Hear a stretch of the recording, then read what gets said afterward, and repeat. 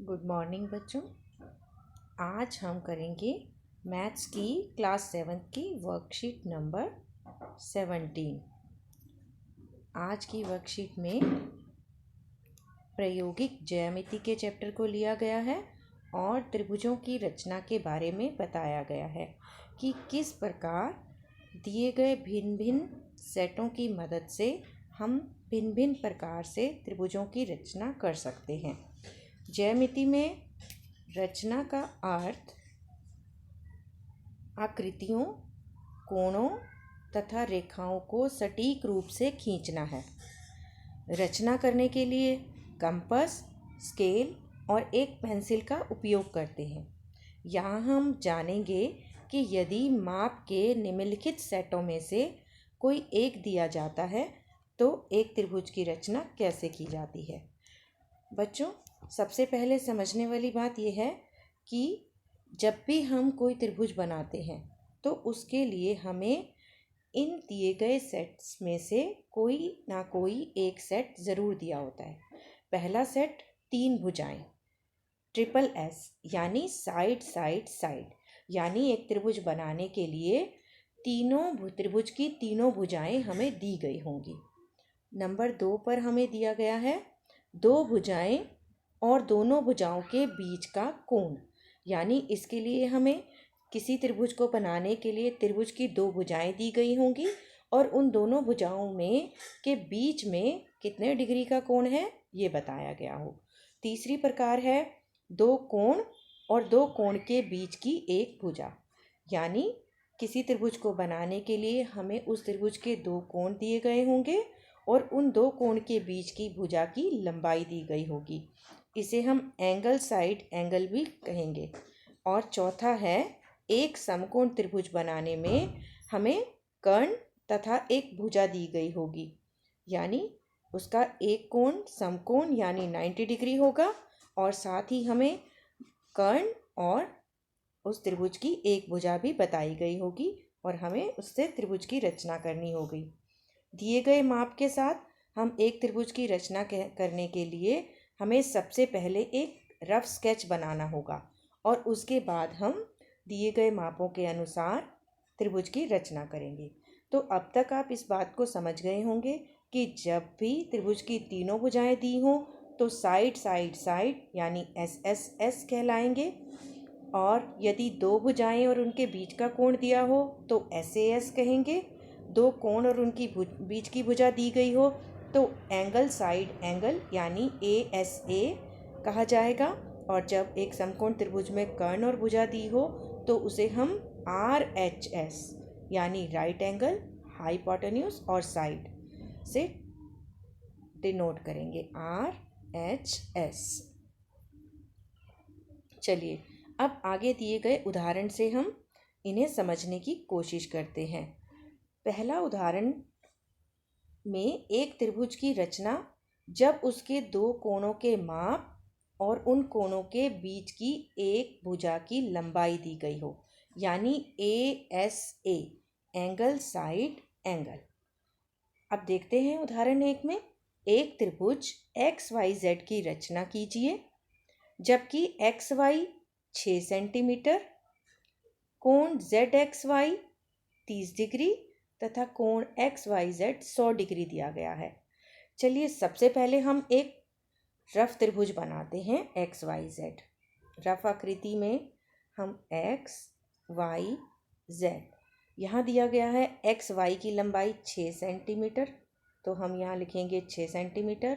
कोण Z x Y यानी Z से शुरू होकर, अब इसको ध्यान से देखेंगे, जेड से स्टार्ट करेंगे, एक्स पर जाएंगे और वाई, तो ये जेड एक्स वाई में जो बीच में लिखा है एक्स, ये कोण यहाँ पर होगा 30 डिग्री।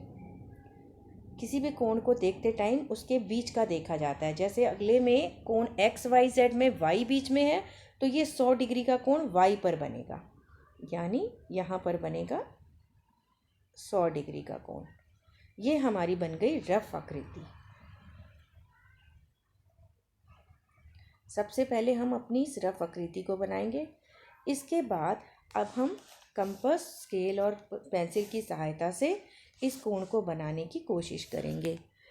सबसे पहले अब हमें यहाँ दिखाई दे रहा है ASA कसौटी के अनुसार हमें जो साइड दी गई है वो XY है और उस पर ही दो कोण दिए गए हैं 30 डिग्री और 100 डिग्री। तो इसे बनाने के लिए सबसे पहले हमको XY को स्केल की मदद से 6 सेंटीमीटर लेना होगा। आप अगर इस चित्र नंबर 1 में देखेंगे तो यहाँ सबसे पहले स्केल की मदद से XY 6 सेंटीमीटर लिया गया। अब X पर 30 डिग्री का कोण और Y पर 100 डिग्री का कोण बनाएंगे। चलिए आगे देखते हैं। अब X पर प्रकार की मदद से आप प्रकार लेंगे और X को केंद्र मानकर कुछ त्रिज्या लेकर यहाँ से एक चाप लगाएंगे X पर रखकर और फिर इस बिंदु से हम जितनी हमने त्रिज्या ली थी उतना ही खुला रखते हुए एक चाप लगाएंगे। ये चाप 60 डिग्री की होगी। अब इस चाप ने जहाँ इसको काटा पहले वाली चाप को, यहाँ एक बिंदु बनाएंगे। अब ये जो दो काले बिंदु आपको दिखाई दे रहे हैं, अब प्रकार को इन काले बिंदुओं पर बारी बारी रख के इस 60 डिग्री के कोण को आधा करेंगे। तो इस तरह से ये बन गया 30 डिग्री का कोण।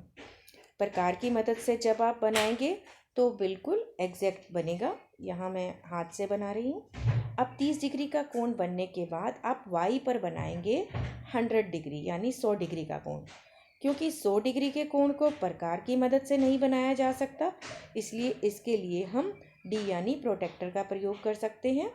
D लेकर हम Y पर रखेंगे D को और 100 डिग्री के कोण पर निशान लगाएंगे और इसे बढ़ाते हुए मिलाएंगे। जहाँ ये 30 डिग्री के कोण को काटेगा वहाँ बिंदु Z बनेगा। उम्मीद है बच्चों यहाँ तक आपको समझ में आ गया होगा। चलिए हम एक बार इसके चरण भी पढ़ लेते हैं। पहले हम दी हुई माप की एक रफ आकृति खींचते हैं, इससे हमें आगे बढ़ने में सहायता मिलेगी। चरण 2, 6 सेंटीमीटर लंबाई का एक रेखाखंड XY खींचिए। चरण 3, बिंदु X पर एक किरण XP खींचिए जो XY से 30 डिग्री का कोण बनाए। आकृति 3, चरण 4 में बिंदु Y पर एक किरण खींचिए YQ खींचिए जो Y X से 100 डिग्री का कोण बनाए। चरण 5, किरण XP तथा किरण YQ को आगे खींचने पर यह एक प्रतिच्छेद बिंदु Z पर मिलती हैं और त्रिभुज XYZ तैयार है। उम्मीद है बच्चों आप इसे समझ गए होंगे। चलिए अब हम देखते हैं उदाहरण नंबर 2। उदाहरण नंबर 2 में एक समकोण त्रिभुज की रचना बताई गई है कि जब उसकी एक भुजा और कर्ण की लंबाई दी हुई हो, यानी RHS कसौटी के बारे में बताया गया है। उदाहरण 2 में प्रश्न है त्रिभुज LMN की रचना कीजिए जिसका कोण LMN समकोण है तथा दिया है कि LN बराबर 5 सेंटीमीटर, MN बराबर 3 सेंटीमीटर। तो चलिए सबसे पहले इसके लिए हम रफ आकृति देखते हैं। हम LNM, क्योंकि ये समकोण त्रिभुज है तो हम रफ आकृति में भी एक समकोण खींचेंगे LMN। हमें दिया है कोण LMN समकोण है, यानी M बीच में है तो 90 डिग्री का कोण M पर बनेगा। और फिर दिया है हमें LN 5 सेंटीमीटर, MN 3 सेंटीमीटर। ये रफ आकृति हमारी तैयार हो गई। अब हम देखते हैं कि इसे हम बनाने के लिए हमें सबसे पहले क्या करना होगा। आप इस चित्र में रफ आकृति में देख सकते हैं कि नीचे MN 3 सेंटीमीटर पर M पर 90 डिग्री का कोण बनाया जा सकता है। तो जब हम इसका फेयर बनाएंगे तो सबसे पहले हम स्केल की मदद से MN खींचेंगे 3 सेंटीमीटर। 3 सेंटीमीटर लेने के बाद M पर हम 90 डिग्री का एंगल बनाएंगे। इसके लिए हम M को केंद्र मानकर प्रकार से थोड़ी सी त्रिज्या लेकर एक चाप लगाएंगे और उतनी ही चाप खुली रखकर बिंदु, ये जो पिंक कलर का बिंदु है यहाँ पर प्रकार को रखते हुए इतनी ही चाप प्रकार खुली रख के यहाँ से हम एक चाप लगाएंगे और फिर इस चाप ने जिस बिंदु पर काटा, जो ये पर्पल कलर से आपको बिंदु दिखाई दे रहा है, इस पर प्रकार रखकर और उतनी ही चाप खुली रखकर उतनी ही प्रकार खुली रखते हुए हम अगली चाप लगाएंगे तो हमें एक और बिंदु मिलेगा पहले वाली चाप को काटते हुए। अब जो ये दो पर्पल कलर के बिंदु आपको दिखाई दे रहे हैं, इन दोनों पर प्रकार रखकर बारी बारी पहले बिंदु पर प्रकार रखेंगे, ऊपर चाप लगाएंगे, फिर दूसरे बिंदु पर रखेंगे। इस तरह से हमारा जो ये बिंदु मिल गया हमें और पहले वाला M बिंदु है, इनको मिलाते हुए हम एक सीधी किरण खींचेंगे MX। अब ये बन गया 90 डिग्री का कोण। अब हमें दिखाई दे रहा है LN की लंबाई दी हुई है 5 सेंटीमीटर। अब हम 5 सेंटीमीटर प्रकार खोलेंगे, स्केल से नापते हुए प्रकार को N पर रखेंगे और MX पर प्रकार को से N पर प्रकार को रखकर, यानी N को केंद्र मानकर किरण MX पर चाप लगाएंगे। इस तरह से चाप ने जहाँ काटा, हम उस बिंदु से N को मिलाएंगे तो ये बिंदु कहलाएगा L। ये लंबाई LN 5 सेंटीमीटर है क्योंकि हमने 5 सेंटीमीटर प्रकार खोलकर चाप लगाई। इस तरह से हमारा समकोण त्रिभुज LMN तैयार है। आइए एक बार इसकी रचना के चरण भी पढ़ लेते हैं। चरण 1, पहले हम दी हुई माप की एक रफ आकृति खींचेंगे। चरण 2 में 3 सेंटीमीटर लंबाई का एक रेखाखंड MN खींचेंगे। चरण 3, M पर किरण MX खींचिए जो MN के साथ 90 डिग्री का कोण बनाए। और फिर चरण 4, N को केंद्र मानकर 5 सेंटीमीटर त्रिज्या का एक चाप खींचिए। यह MX को बिंदु L पर काटता है। चरण 5, बिंदु LN को जोड़िए। इस प्रकार त्रिभुज LMN प्राप्त हो जाता है। उम्मीद है बच्चों आप इसे समझ गए होंगे। चलिए अब हम आज का अभ्यास देखते हैं। पहला प्रश्न है, त्रिभुज PQR की रचना कीजिए। साथ ही साथ हम इसकी रफ आकृति बना लेते हैं। त्रिभुज PQR जिसमें कोण P 60 डिग्री, चलिए कोण P को लिख देते हैं 60 डिग्री, कोण Q 30 डिग्री तथा भुजा QR 4.8 सेंटीमीटर दिया है। अब हम देखते हैं कि हमने जो कसौटियाँ पढ़ी हैं, क्या उनमें से कोई कसौटी इस पर खरी उतरती है। यहाँ हमें दो कोण दिए हैं लेकिन उनके बीच की भुजा ना देते हुए दूसरी भुजा दी गई है, तो क्या हम दी गई भुजा के दोनों कोण प्राप्त कर सकते हैं। जब हमें भुजा QR दी है और कोण Q भी दिया है, तो क्या हम यहाँ कोण R प्राप्त कर सकते हैं। जी हाँ, किसी भी त्रिभुज के यदि दो कोण दिए हों तो उसका तीसरा कोण ज्ञात किया जा सकता है। ये आप पहले ही जान चुके हैं। यहाँ हम 180 में से, क्योंकि त्रिभुज के तीनों कोणों का जोड़ 180 होता है, यदि 180 में से हम बाकी के दो कोण 60 और 30 को जोड़कर घटा दें तो ये मिलता है हमें 180 माइनस 90 डिग्री। ये मिल गया हमें 90 डिग्री। तो अब हमारे पास ये त्रिभुज हो गया समकोण त्रिभुज। तो अब हम इसे बना सकते हैं। चलिए देखते हैं।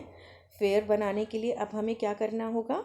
सबसे पहले QR को लेना होगा 4.8 सेंटीमीटर स्केल से नापकर। अब हम R पर 90 डिग्री का कोण बनाएंगे, जैसे आपने पिछले प्रश्न में सीखा है, ठीक उसी तरह।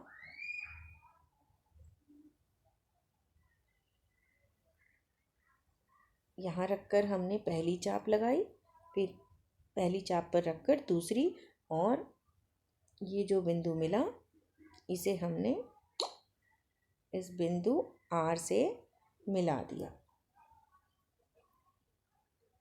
ये हमारी RX किरण बन गई।